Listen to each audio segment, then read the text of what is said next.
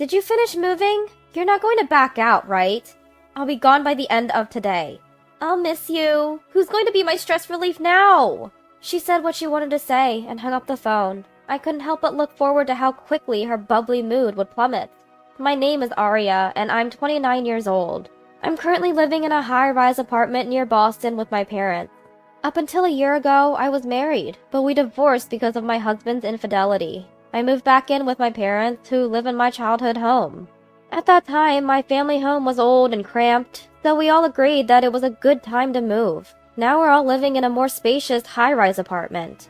I have an older brother named Samuel, who moved out of our family home quite a while ago. When we moved to the high-rise, Samuel said to me, "You're really crafty buying a high-rise apartment with your divorce settlement." But I didn't let that bother me. I've been living comfortably here with my parents. I have a job that allows me to work remotely, and so far, life has been pretty smooth. Samuel never visits home, and it seems like he doesn't even update our parents on his life. I know he's working somewhere, but the details are unclear. I occasionally call to update him about how things are going with our parents and me, but he always seems disinterested and ends the call quickly. To be frank, I question whether he's really acting like a responsible older son. But I never imagined that Samuel would soon bring an incredible problem into our lives.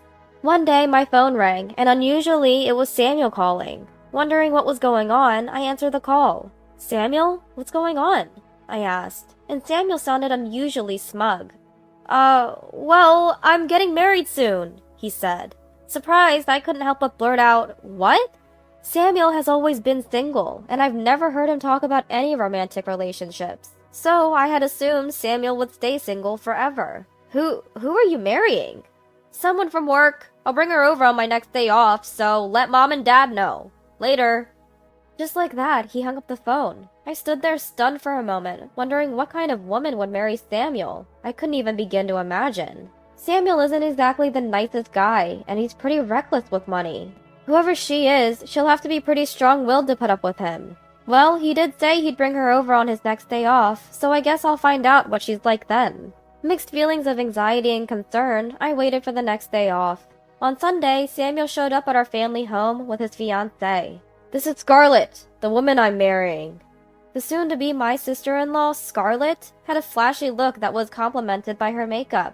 When introduced to me and my parents, she greeted us with a smile. "So, you must be Aria. I've heard a lot about you." What have you heard?" I asked, a bit taken aback. "Oh, various things," Scarlett said, with a suggestive smile. Something about that didn't sit well with me, and I couldn't shake that uneasy feeling afterward. But Scarlett and Samuel, after their cursory greetings to my parents, started saying, "Wow, was this high-rise apartment always this spacious?" "Right? What a fabulous high-rise." Scarlett seemed genuinely interested and began to explore various parts of the house. My parents were baffled by their behavior. After walking around the high-rise apartment, the couple eventually said, "See you later," and left. 3 days later, Samuel told me they had officially registered their marriage. Something didn't sit right with me. Despite all his talk about me being divorced and living alone at my parents' house, there were no signs that they would have a wedding ceremony. Given how much Samuel cares about his public image, I wondered why they wouldn't have a wedding. Samuel's had a steady job for years, and if Scarlett also works at the same company, they should have some savings. When I asked Samuel about it, he said, "We're just too busy right now. We plan to have the ceremony when things settle down." While I reluctantly accepted that explanation, what really bothered me was when Samuel said, "Be at home on your next day off. There's something important I need to discuss." Something about Samuel's important talk gave me a bad feeling, so I spent my day off filled with a sense of unease. On the next holiday, Samuel and Scarlett came over to my parents' house. Samuel, after brief pleasantries, started saying something outrageous. "Actually, we've been thinking about moving into this house." This caught both me and my parents, Thomas and Natalie, off guard. Scarlett, smiling, said, "Well, this house is so spacious, isn't it? There's a large, unused room. If you let us use that room, that would be enough. Wouldn't it be helpful for Thomas and Natalie to have people around who can assist with various things?" In a hurry, I said, that empty room is actually reserved for guests?" To which Samuel responded, "Guests? Do you even have guests in this house? From what I see, you're not using that room at all. It wouldn't be a problem for us to use it, right?" "But, Aria," Scarlett abruptly interrupted me by calling my name. Technically, you shouldn't even be living in this house, right? Do you think you have the right to refuse us moving in? Although Scarlett was smiling, her words were loaded with pressure. Was my bad feeling all along about this hidden malice in Scarlett? Even though neither my parents nor I had agreed, Samuel and Scarlett started moving their stuff into our home the very next day. In no time, the house was filled with Samuel and Scarlett's belongings. Well, moving all our stuff in does make it a bit cramped. Hearing Samuel mutter, Scarlett added, "Yeah, if only there were a spare room to put our stuff in."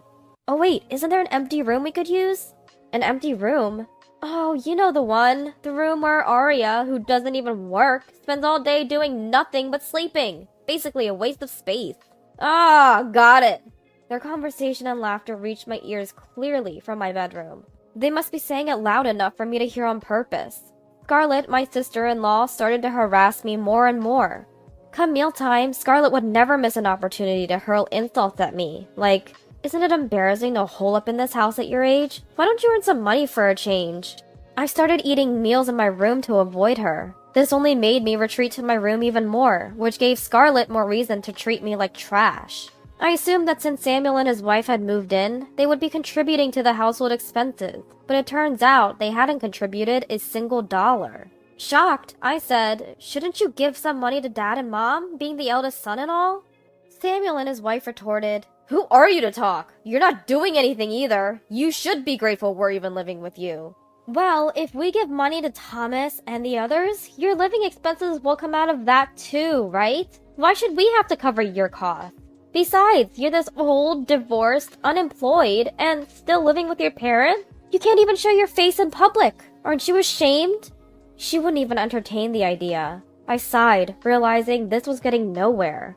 Apparently, Samuel and his wife are keeping all their earnings to themselves. Later in the evening, just as I was about to take a shower, I had an unfortunate run-in with Scarlett.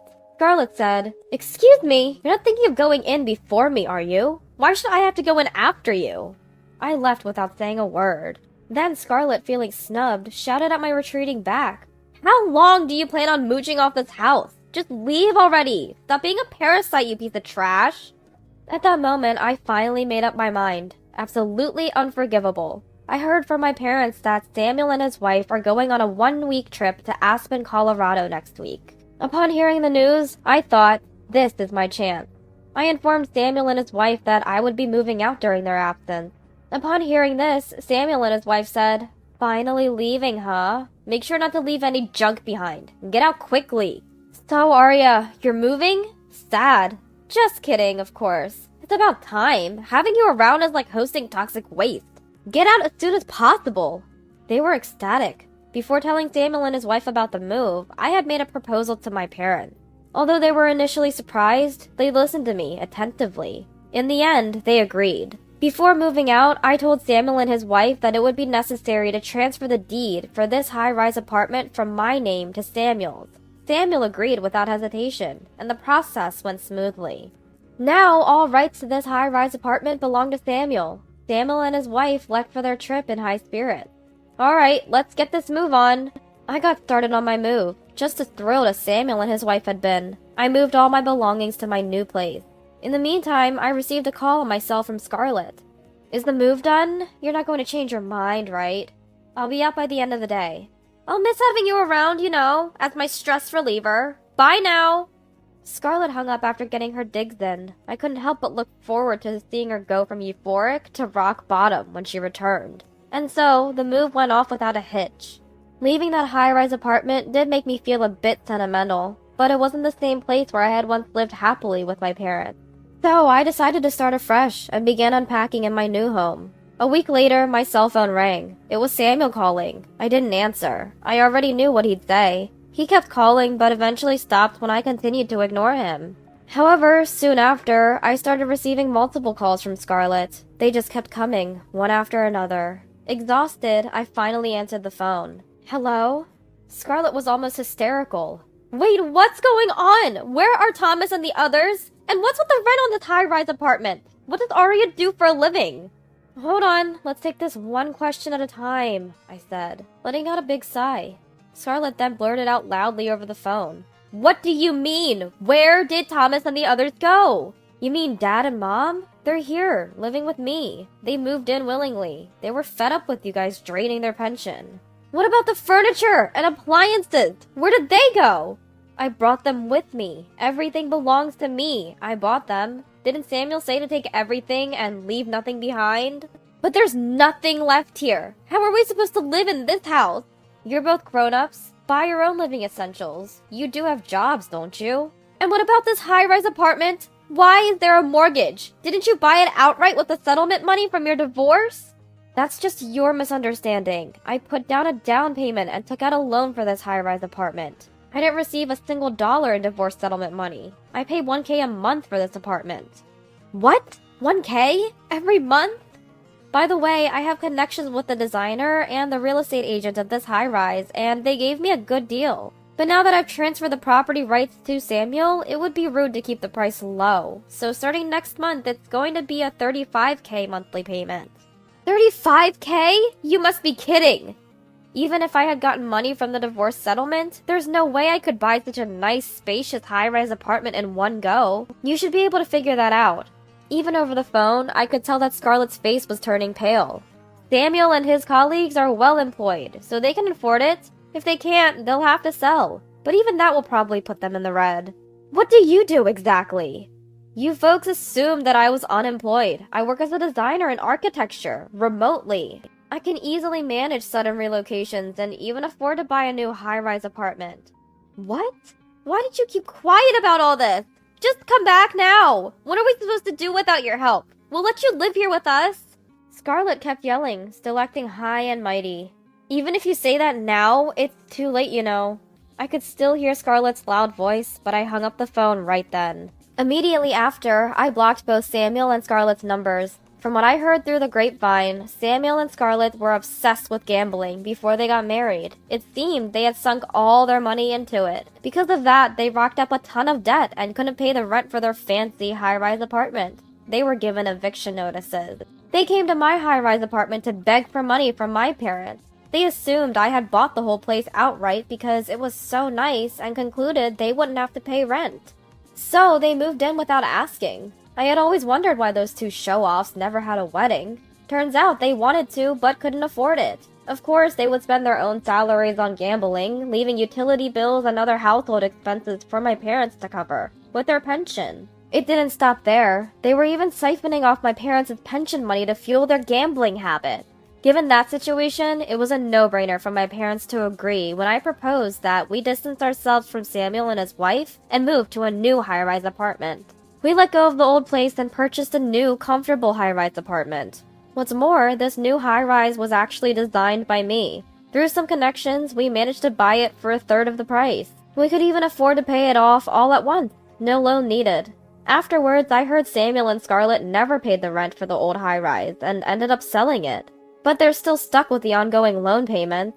Having lost their place to live, they've apparently moved to an old, cheap apartment. Despite their dire financial situation, they're still the type to care only about appearances. They still dress in what looks like luxury brands. So now they're living from hand to mouth, struggling with loans and debts every day. Apparently someone saw them a while back getting loads of bread crusts from a bakery. It's scary to even think about the kind of life they're living now.